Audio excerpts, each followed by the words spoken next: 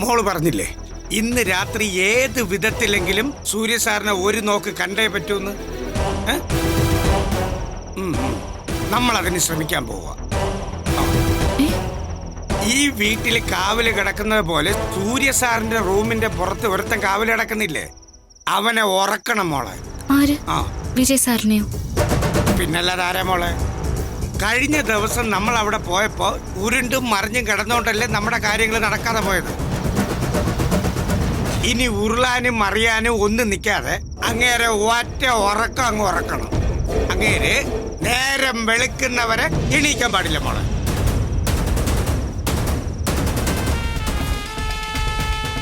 Daddy മടങ്ങി വരാൻ ഒരാഴ്ച ഇനിയുള്ളൂ.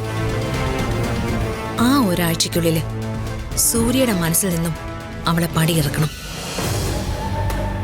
നന്ദിനി ഇവിടുന്ന് ഇറങ്ങി പോവാൻ വേണം. നിസ്സാര ടാർഗറ്റ് ഒന്നും അല്ല. ഇന്ദ്രജെ, ഈ അളിയന്റെ കാര്യത്തിലായതുകൊണ്ട് എനിക്ക് യാതൊരു പ്രതീക്ഷയില്ല. അല്ല, നമ്മൾ അളിയനെ തെറ്റിദ്ധരിപ്പിക്കാൻ വേണ്ടി എന്തൊക്കെ കാര്യങ്ങൾ ചെയ്തു?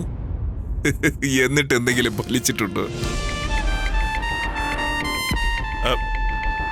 ഇപ്പൊ തന്നെ അളിയന് 2 കാലിൽ എഴുന്നേറ്റ് നിൽക്കാൻ പറ്റിയ അവിടെ തീർന്നു ഈ പ്രശ്നങ്ങളെല്ലാം. പിന്നെ അളിയൻ നേരെ താഴോട്ട് വരും, നന്ദിനിയെ വിളിക്കും, എന്നിട്ട് അവളെ ഇങ്ങനെ ചേർത്ത് പിടിച്ച് നമ്മളെ വെല്ലുവിളിക്കും. പൊന്നു വിജയ്, ഇങ്ങനെ കോൺഫിഡൻസ് ഇല്ലാതെ സംസാരിക്കാതെ. ഒരു കാര്യം ഞാൻ പറഞ്ഞേക്കാം, അവൾ ഇവിടെ നിൽക്കുന്നതിൽ ഏറ്റവും കൂടുതൽ ആപത്ത് നമുക്ക്. അതെങ്ങനെ? നോക്ക്, സൂര്യയുടെ ജീവിതത്തിൽ നിന്ന് നന്ദിനി ഇറങ്ങിപ്പോയാ പിന്നെ ഒരിക്കലും അവൻ വിവാഹം കഴിക്കില്ല. അവനൊരു കുടുംബം ഉണ്ടാവില്ല. അങ്ങനെ കുടുംബം ഇല്ലാത്ത ഒരുത്തൻ ഇവിടുത്തെ സ്വത്ത് ചോദിക്കോ? അവൻ എന്തിനാ ചോദിക്കുന്നത്? ഇതിനിടയിൽ അങ്ങനെ ഒരു സംഗതി ഉണ്ടോ?